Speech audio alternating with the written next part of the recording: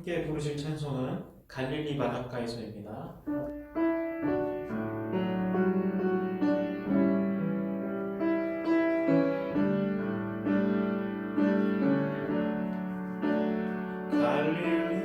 갈릴리 바닷가에서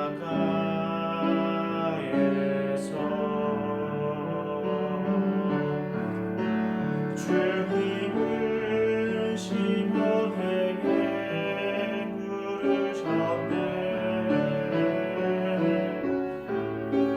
사랑하는 시몬아, 넌 날 사랑하느냐.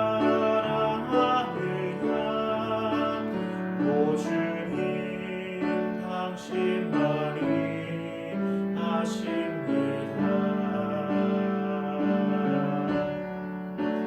사마리아 우물가에서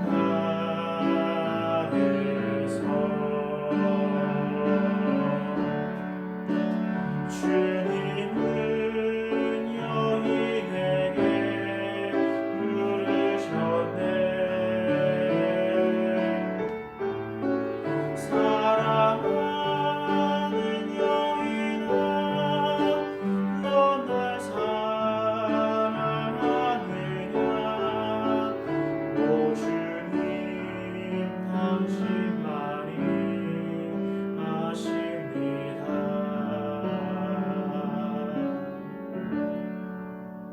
아멘. 함께 보실 말씀은 창세기 9장 1절에서 7절까지 말씀입니다. 제가 봉독하도록 하겠습니다. 하나님이 노아와 그 아들들에게 복을 주시며 그들에게 이르시되 생육하고 번성하여 땅에 충만하라. 땅의 모든 짐승과 공중의 모든 새와 땅에 기는 모든 것과 바다의 모든 물고기가 너희를 두려워하며 너희를 무서워하리니 이것들은 너희의 손에 붙였음이니라. 모든 산 동물은 너희의 먹을 것이 될지라. 채소같이 내가 이것을 다 너희에게 주노라. 그러나 고기를 그 생명되는 피채 먹지 말 것이니라. 내가 반드시 너희의 피 곧 너희의 생명의 피를 찾으리니 짐승이면 그 짐승에게서, 사람이나 사람의 형제면 그에게서 그의 생명을 찾으리라. 다른 사람의 피를 흘리면 그 사람의 피도 흘릴 것이니 이는 하나님이 자기 형상대로 사람을 지으셨음이니라. 너희는 생육하고 번성하며 땅에 가득하여 그 중에서 번성하라 하셨더라. 아멘. 창세기 9장의 내용은 우리가 소위 무지개 언약이라고 알고 있습니다. 하나님께서 이 홍수가 끝나고 방주 밖으로 나온 노아와 또 그 가족과 그 모든 짐승들에게 언약을 하나 주시죠. 바로 무지개를 증거로 삼으셔서 언약을 주셨기 때문에 우리가 그 언약을 무지개 언약이라고 부르고 있습니다. 이 노아와 방주 안의 생명들을 기억하신 하나님께서는 그 은혜로서 비가 그치고 또 지면에 가득했던 물이 물러가고 마르고 결국에는 홍수 심판이 막을 내리게 되었습니다. 하나님께서 방주의 문을 닫으시는 걸로 시작해서 방주에서 나오라는 그 말씀을 듣고 노아가 나올 때까지 약 1년의 시간이 지났는데 그 1년 동안 굉장히 많은 것이 변했겠죠. 물이 차오르는 동안 땅에 있는 모든 것들, 즉 노아와 그 방주에 타고 있던 것들을 제외한 모든 생명체들이 다 죽었고, 또 이제 물이 말랐을 때는 아마 그 전에 알고 있던 노아가 알고 있던 그 세계와는 달랐을 것입니다. 생태계가 달랐을 것이고, 또 사람이 하나도 없었고, 또 물로 인해서 여러 가지 변화가 생겼겠죠. 자, 그런데 1년의 시간은 사실 당시의 기준과 당시의 시간의 흐름, 그 당시를 살았던 노아의 기준으로 보았을 때 생각보다 굉장히 짧은 기간이죠. 우리가 현재 인류가 수명이 약 100세라고 보았을 때, 많이 살면 100살이라고 하죠. 100살이라고 보았을 때 이 노아는 실제로 굉장히 오래 살죠. 거의 900살을 넘게 사는데 이런 긴 인생을 살아가는 사람들에게 있어 사실 1년은 우리가 느끼는 1년과는 굉장히 다를 겁니다. 굉장히 짧은 시간이죠. 노아가 방주를 거의 70년에서 80년 정도 걸리는 기간 동안 만들었다는 것을 감안할 때 홍수가 처음부터 끝까지 한 1년 정도 걸렸다는 것은 굉장히 예상외로 짧은 시간이었을 겁니다. 자, 그러나 1년 동안 너무 밖에 많은 것이 변했겠죠. 아예 달라졌을 것입니다. 정말 그동안 나름대로 인류가 쌓아 올렸던 문화들, 또 여러 가지 건축물들, 또 이룩해낸 여러 가지 업적들, 이런 것들이 전부 다 사라졌을 것이고, 또 자연 생태계와 지형과 지물이 변했겠죠. 자, 모든 것이 이렇게 변하고 다 쓸려나가고 죽고 새롭게 시작되는 가운데 오직 변하지 않는 것, 그리고 사라지지 않았던 것이 있습니다. 그것은 바로 하나님의 언약이죠. 하나님께서 아담과 하와에게 주셨던 그 언약은 여전히 노아를 통해서, 그리고 앞으로 노아를 통해서 나타날 자손들, 세상에 편만하게 퍼질 인간들에게 주어질 이 언약은 결코 변하지 않았고 그대로 자기의 모습을 유지했으며 여전히 살아서 하나님 역사 가운데 있었습니다. 자, 그래서 이 언약 때문에 사실은 노아와 그 가족과 방주가 살아남을 수 있던 것이죠. 만약에 이 언약이 없었다면 노아는 아마 살아나지 못했을 수도 있습니다. 하나님께서 노아를 부르시지 않았을 수도 있는 것이죠. 자, 이 노아와 가족들 그리고 방주에 올랐던 수많은 생명체들이 홍수 심판으로부터 구원을 받고 생명을 유지할 수 있었던 것은 바로 하나님의 언약에 근거했기 때문이었습니다. 이 언약이라는 것은 영원 불변하고 불변했던 것이고 결코 변함없으시고 아무것도 그것을 멈추거나 변화시킬 수 없지만 그 핵심 골자는 변하지 않지만 세부적인 내용들이 조금씩 변화해왔고 또 추가되거나 혹은 삭제되는 과정을 지나오고 있습니다. 즉 언약의 성취가 점점 더 가까워지면서 그 언약이 더욱더 뚜렷해지고 예수 그리스도를 가리키는 그 지표가 더욱더 분명해진다는 것이죠. 더불어 그 시대와 그 상황을 고려해서 그 내용에 반영된다는 특징을 가지고 있습니다. 즉 이것은 언약의 핵심 내용, 언약의 골자는 그대로 가져가지만 그 시대와 상황과 또 언약의 흐름과 하나님의 계획과 인도하심에 맞게 언약이 점점 더 변화가 된다는 것이죠. 즉 하나님께서는 앞뒤가 꽉 막힌 분이 아니시라 모든 것을 다 주관하시고 또 인도해 가시는 분이라는 것을 우리가 알 수 있습니다. 자, 이 방주에서 내린 노아는 나와서 가장 먼저 제단을 쌓고 여호와께 제사를 드리죠. 이 노아의 행위, 나오자마자 하나님께 예배를 드리는 것은 그의 평소 행실 모습과 그의 믿음의 색깔과 또 그가 어떤 사람인지를 잘 보여주고 있습니다. 그리고 하나님께서는 노아가 드린 이 제사를 받으시고 또 먼저 노아에게 언약의 말씀을 주시기 전에 스스로 일종의 다짐과 같은 말씀을 하시죠. 그 내용을 보게 되면 사실 앞으로 노아에게 주실 그 무지개 언약과 같은 내용이라고 볼 수가 있습니다. 다시는 사람으로 말미암아 땅을 저주하지 않으시겠다는 것, 그리고 홍수 같은 심판으로 모든 생물체를 멸하는 그 행동, 그 행위를 하시지 않겠다는 것이 하나님의 다짐과 같은 것이었습니다. 또한 더불어 땅이 존재할 동안은 자연이 법칙대로 유지될 것이다 라고 하는 이 계속적인 세상의 유지를 약속하시죠. 즉, 이 크게 세 가지가 바로 하나님이 노아에게 말씀하시기 전에 스스로 말씀을 하시는 부분이라고 할 수가 있습니다. 자, 그런데 이 내용의 근거가 굉장히 인상적이죠. 보게 되면 하나님께서 앞으로 이 세계를 유지할 것이라는 것, 그리고 홍수 같은 심판을 다시는 하지 않으실 것이라는 것을 말씀하실 때 그 계획, 그 계정에 대한 계획에 대한 근거가 바로 사람의 마음에 계획하는 바가 어려서부터 악하기 때문이다라고 하나님께서 말씀하고 있습니다. 즉 인간의 선함이나 혹은 인간의 믿음과 같이 긍정적인 부분을 보시고 그것으로 인해 심판하지 않으시겠다는 것이 아니라 반대로 인간의 악함을 보시고 그 악함 때문에 홍수 같은 심판을 내리지 않겠다고 말씀하시는 것이죠. 자, 여기서 말하는 하나님의 이 심판에 대한 유예, 홍수나 이런 것으로 다시는 멸하지 않겠다는 이 말씀은 사실 용서, 무조건적인 용서, 무제한적인 용서가 아닙니다. 자, 이것은 바로 하나님께서 앞으로 반드시 심판은 있지만 그 전까지는 이러한 종류의 괴멸적인 심판을 하지 않겠다는 일종의 유예 선언이라고 보는 것이 더 맞다고 생각됩니다. 그래서 노아가 언약을 2개를 받죠. 우리가 무지개 언약이 대표적이기 때문에 노아가 무지개 언약만 받았다고 생각하기 쉬운데 사실은 노아가 이미 6장에서 하나님께 언약을 받았습니다. 바로 6장에서 받은 내용은 뭐죠? 심판의 말씀이죠. 하나님께서 이 죄악으로 가득 찬 세상을 멸망시키실 것이고 홍수를 통해 모든 생명들을 지면에서 쓸어버리실 것인데 거기서 바로 노아와 그의 가족들만은 살려주시겠다고 하시면서 방주를 만들으라고 하신 부분이 바로 노아가 받은 첫 번째 언약이고 두 번째가 바로 오늘 우리가 보고 있는 9장의 이 무지개 언약이라고 할 수가 있습니다.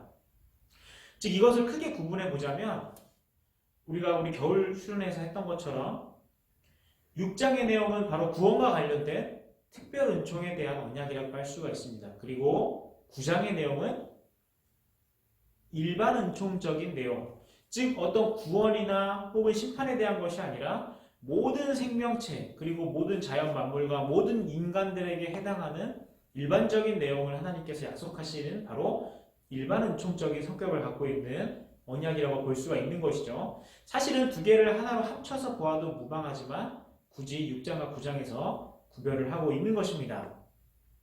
즉 우리가 보는 이 9장에서 나오는 하나님께서 앞으로 홍수나 어떤 심판을 통해 모든 지면에 있던 생명체들을 쓸어버리는 듯한 심판을 하지 않으시겠다는 것은 죄를 지어도 된다. 그러니까 우리는 죄를 지어도 심판받지 않기 때문에 우리는 멋대로 살아갈 수 있다라는 그러한 결론에 이르는 것은 잘못된 것이라는 것이죠.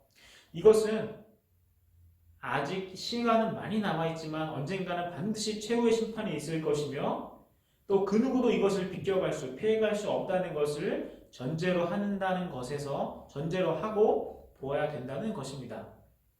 사람이 악하나 앞으로 전에 행하셨던 것과 같이 홍수 같은 아주 큰 심판을 통해 생물을 멸하시지 않으시겠다는 것은 사실 어떤 죄에 대한 허용과 모든 것을 무조건적으로 용서하시겠다는 그런 것이 아니라 특별 은총과 구원과 관련해서 앞으로 오실 메시아 그리고 예수님에 대한 더 강력하고 분명한 확증의 한 부분이라고 볼 수가 있습니다. 앞으로 그리스도께서 인간의 몸으로 이 땅에 오셔서 구원 사역을 하시려면 그 예수님께서 오실 이 세상과 또 구원 사역의 대상인 인간들이 존재해야 되지 않겠습니까? 즉 하나님께서 이 9장에 나오는 무지개 언약을 주셨다는 것은 비록 구원이 직접적으로 언급되진 않지만 여기서 바로 앞으로 오실 메시아가 반드시 오실 것이라는 것, 반드시 하나님께서 그리스도를 이 땅에 보내주실 것이라는 것을 확증하는 하나의 증거가 될 수 있다는 것이죠. 아마 당시에 노아와 그의 가족들이 이 언약을 받았을 때는 아마 아무도 이 생각을 하지 못했을 겁니다. 왜냐하면 그리스도의 나심, 오심은 철저히 감추어져 있고 언약을 통해 서서히 역사 가운데 드러났기 때문이죠. 그러나 그 모든 것을 이미 말씀을 통해 받은 우리는 충분히 유추해 볼 수 있고 생각해 볼 수 있는 내용이라고 할 수 있습니다. 자, 하나님께서 9장에서 노아에게 주신 약속은 우리가 아담에게 이미 주셨던 그 언약과 맥을 같이 한다고 볼 수가 있습니다. 우리가 크게 두 부분으로 나눌 수 있죠. 하나는 인간과 동물에게 공통적으로 해당하는 내용과 또 다른 하나는 개별적으로 적용되는 내용이 있습니다. 자, 먼저 우리가 살펴볼 때 생육하고 번성하며 땅에 충만하라는 이 가장 큰 명령은 아담이 받았던 것과 같죠. 자, 그런데 그 다음으로 언급되는 항목들은 아담이 받았던 언약과 다소 차이가 있습니다. 좀 다른 내용인데, 자, 보게 되면 전체적으로 생명과 관련된 내용들이라고 볼 수가 있죠. 즉, 생명과 생명과의 관계, 인간과 인간 사이의 관계, 그리고 인간과 동물 사이의 관계를 다시 재정의하고 있습니다. 좀 다른 내용들이 있는데 전체적으로 보았을 때 우리가 순서를 바꿔서 9장에서는 동물이 먼저 나오지만 사람과 사람 내용을 먼저 보게 된다면 하나님께서는 6절에서 다른 사람의 피를 흘리면 그 사람의 피도 반드시 흘릴 것이라는 그러한 내용을 추가하고 있는 것을 볼 수 있습니다. 아마 이것은 가인이 아벨을 죽인 그 첫 번째 살인에서부터 시작으로 라멕이 자기를 상하게 하고 자기에게 상처 입힌 사람들을 죽이고 더 큰 상처를 주었다는 그 자기의 어떤 악행을 노래하는 그러한 장면들을 통해서 이어지는 그 맥을 통해 우리가 하나님이 앞으로 그러한 어떤 잘못들, 그러한 죄악들을 이제 원천적으로 금지시키시고 있다는 것을 죄라고 확증하는 것을 우리가 확인할 수 있습니다. 물론 그 전부터 사람이 사람을 죽이면 큰 죄죠. 자, 그러나 이제는 하나님께서 이것을 법으로 하나님 말씀으로써 죄라고 정의하셨다는 것을 우리가 확인할 수 있습니다. 이건 역시 노아 이전에는 정의되지 않았기 때문에 우리가 노아 이전에 살인이 허용되었다라고 보면 안 된다는 것을 알 수 있죠. 가인은 아벨을 죽임으로써 아주 큰 벌을 받아서 자기가 스스로 견디지 못할 만큼 막중한 그러한 심판을 받은 것을 우리가 확인할 수 있습니다. 그리고 살인이 왜 큰 죄인지, 왜 하나님께서 살인을 그렇게 엄하게 다루시는지를 근거를 제시하시죠. 바로 인간이 바로 하나님의 형상으로 창조되었기 때문에 살인은 곧 하나님의 형상을 파괴하는 죄라는 것을 하나님께서 말씀을 하고 있습니다. 아담과 하와의 타락으로 인해 하나님의 형상이 훼손되었고 또 그동안 아담과 하와의 자손들이 보여주었던 이 모습들, 행동들은 사실상 하나님의 형상을 갖고 있는 사람이 하기에는 사람이라고 하면서 저지르기엔 너무나 악한 것이었고 동떨어진 것이었죠. 그러나 여전히 하나님께서는 인간에게 하나님의 형상을 적용하고 계셨고 또 그것을 중요하게 여기셨고 또 그것이 파괴되면 안 된다고 말씀하시죠. 여기서 바로 앞으로 노아를 통해 이어나가실 하나님의 그 구원의 언약의 목표는 인간에게서 새로운 무엇을 발견하거나 혹은 새로운 전혀 다른 어떤 것을 주시는 것이 아니라 바로 기존에 있던 훼손된 하나님의 형상을 회복시키시고 또 그것을 통해 하나님과 관계를 다시 회복시키시는 것이라는 것을 우리가 확인할 수가 있습니다. 죄로 인해 타락하고 훼손되고 일그러진 그 하나님의 형상을 회복하는 것 그리고 하나님의 관계를 회복하는 것이야말로 바로 구원의 가장 큰 기능이라고 할 수 있겠죠. 그리고 바로 예수 그리스도께서 이 역할을 감당하셨죠. 예수님이 우리 옆에 오셨을 때, 이 땅에 오셨을 때 바로 인간의 모습으로 하나님의 형상을 본따 만든 하나님의 모습을 따라 만든 인간의 모습으로 이 땅에 오신 것 그리고 그 예수 그리스도를 통해 우리가 하나님을 아버지라고 부를 수 있게 된 것이 바로 그 증거라고 할 수 있습니다. 자, 이러한 인간과 인간 사이의 어떤 관계를 다시 한 번 더 재설정하고 있고 이제 넘어가서 동물들과 인간의 사이가 미묘하게 달라지죠. 여러분, 아담은 동물들을 다스리고 돌보는 자였죠. 그리고 동물들에게 이름을 주었던 사람이었습니다. 즉 약간은 친구이면서 동시에 보호자 같고 또 관리자의 역할을 감당했던 것이 아담이죠. 사실 아담과 하와가 뱀과 이런 대화를 주고받았다는 것도 사실 타락해서 그렇지 동물들과 그만큼 친숙함이 있었다. 동물들과 가까웠다는 것을 우리가 유추해 볼 수 있는 대목이라고 할 수 있습니다. 자, 그런데 노아 홍수 이후로 오늘 하나님께서 주시는 이 무지개 언약 이후로는 동물들이 인간을 두려워할 것이다 라고 내어오고 있죠. 즉 두려움이라는 요소가 추가되었습니다. 우리가 2절을 보게 되면 후반부에서 너희의 손에 붙였다라고 하나님께서 말씀하시죠. 동물들을 너희의 손에 붙였습니다라고 하시는데 이 붙이다라는 단어는 성경에서 특히 구약에서 전쟁이나 싸움을 할 때 하나님께서 이스라엘의 승리를 약속하실 때 사용되는 단어라고 우리가 많이 들어봤을 겁니다. 즉 하나님께서 적들을 너희의 손에 붙이셨다 혹은 적들을 다윗의 손에 붙이셨다라고 하는 것은 그 대상들을 주었다. 즉 이기도록 하셨다는 것이죠. 즉 동물들과 인간이 사이에 두려움이 생겨나고 그 두려움은 서로 간의 적대감을 불러일으켰을 겁니다.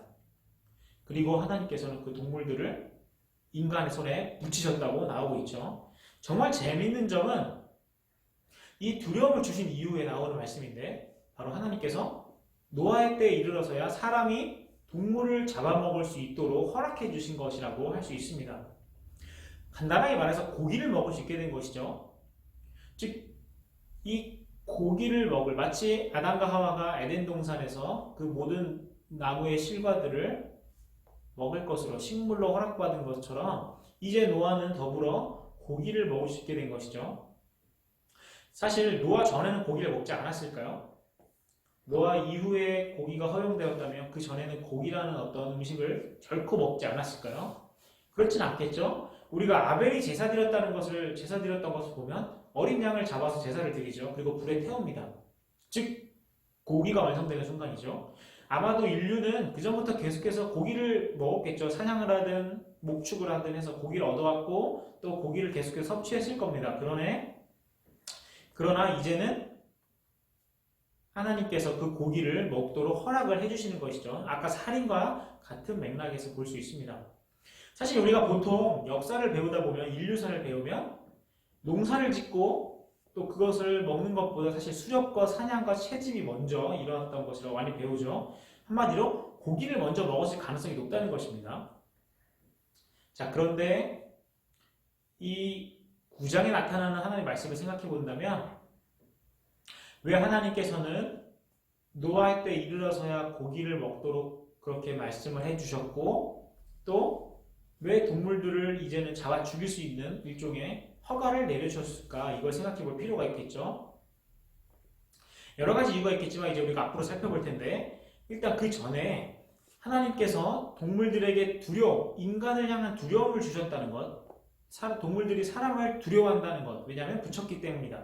자, 이 두려움의 요소를 우리가 보게 되면 아마도 우리가 생각해 보건대 동물들이 인간을 두려워하지 않았다면 마치 그 전에 아담과 하와 때처럼 동물들이 인간과 친숙하고 인간을 결코 두려워하지 않았다면 얼마나 많은 동물들이 인간의 손에 의해서 멸종되었을까요? 만약에 동물들이 사람을 두려워하지 않고 도망가지 않는다면 얼마나 많은 동물들이 인간의 그 음식으로 전락해 버렸을까요? 여태까지 우리가 인류사를 보면 많은 동물들이 사람의 어떤 욕심 때문에 인간의 어떤 식욕 혹은 어떤 가죽이나 그 부산물을 얻기 위해서 많은 동물들이 꽤 많이 멸종되었던 것을 우리가 확인할 수 있죠. 아마 인간을 두려워하지 않고 친근하게 다가왔다면 가축화되지 않는 이상 멸종을 피하지 못했을 겁니다. 즉 하나님이 두려움을 주셨다는 것은 인간을 향한 어떤 인간이 느끼기에 방어일 수도 있겠지만 즉 인간의 측면에서 좋은 점일 수도 있지만 반대로 동물의 측면에서도 그들이 살아남기 위한 하나의 방침, 전략이라고 볼 수 있는 것이죠. 자, 어쨌든 간 우리가 하나님이 이 고기를 먹게 해주신 것, 이 동물들을 앞으로 잡아먹을 수 있게 해주신 것은 사실 별거 아닌 것 같고 이게 뭐 중요한 내용인가 싶지만 인간에게 먹을 것으로 동물을 허락하시고 또 그들로 하여금 사람에게 두려움을 느끼도록 하신 그 배경에는 무엇이 있는지를 좀 생각해 본다면 마냥 쓸데없는 내용이 아닌 것처럼 보일 수 있습니다. 여러분 우리가 아까 처음에 말씀드렸듯이 노아가 방주에서 지냈던 1년 동안의 기간 하나님께서 문을 닫으시고 나오라 하실 때까지 그 기간 동안 방주 안에 있으면서 어떤 생활을 했을까요? 노아를 포함한 8식구와 하나님께서 모으신 각종 동물들 이들과 함께하는 방주 생활이 어떠했을까요? 즐거운 사파리존 같았을까요? 아니면 정말 난장판 그리고 정말 힘든 노동의 현장이었을까요? 우리가 보통 주일학교 때 배우는 내용을 보게 되면 공과나 애니메이션을 보면 노아가 동물들과 함께 즐거운 시간을 보내고 또 날마다 어떤 노래를 부르고 환상적인 신비한 동물들과 함께하는 아주 환상적인 어드벤처 여행 같지만 우리가 그 안으로 직접 들어가서 그 안에서 무엇인가 하게 되는 역할을 맡게 된다면 즉 우리가 노아와 노아 가족의 입장이 된다면 굉장히 힘들고 어려웠을 겁니다. 우리가 집안에 있는 애완동물 한두 마리도 굉장히 손이 많이 가고 또 기르는데 많은 어려움이 있는데 그 수많은 동물들 정말 작은 애완동물이 아니라 정말 코끼리부터 시작해서 더 큰 그러한 짐승들이 아주 많은데 그들을 먹이고 또 그들을 관리하고 돌봐준다는 것이 얼마나 힘들었을까요? 만약에 여러분들 중에 사역사 하시는 분들이 있다면 이게 보통 일이 아니라는 것을 누구보다 잘 알고 계실 겁니다. 이 동물들이 먹는 데만 해도 엄청 먹겠죠? 그리고 그들이 배설하는 것들, 그리고 동물들의 소음, 냄새, 그리고 털, 이러한 모든 것들을 그 좁아 터진 방주 안에서 1년 동안 같이 동고동락하며 지냈다는 것이 결코 쉬운 일이 아니고 낭만적인 일도 아닙니다. 얼마나 가족들이 힘들었을까요? 그 방주 생활하는데 얼마나 어려움이 있었고 큰 힘이 들었을까요? 하나님께서 아담에게 동물들을 관리하고 돌보라고 하신 것은 에덴 동산 안에서 있었던 일이죠. 그리고 충분한 시간이 있었고 충분히 먹을 것과 공간이 있었습니다. 그러나 노아에게 명령하신 그들을 방주 안에서 나올 때까지 돌보고 또 방주 나와서 그들을 이 세상에 잘 퍼질 수 있도록 그때까지 안전하게 돌보라는 이 명령은 방주란 아주 좁은 공간에서 모든 동물들이 집약돼서 집중돼서 모여있고 또 그들에게 주는 여러 가지 음식과 그들의 뒤처리를 우리가 감안한다면 아담보다 더 힘든, 더 강력하고 집중적인 일이었다고 생각할 수가 있습니다. 즉 요약하자면 노아가 그만큼 고생을 많이 했다는 것이고 동물들, 방주에 탔던 그 동물들은 직접적으로 혹은 간접적으로 노아에게 신세를 졌다는 것이죠. 즉 노아와 가족들의 수고와 헌신이 없었다면 그 동물들은 결코 홍수라는 그 대심판에서 살아남지 못했을 겁니다.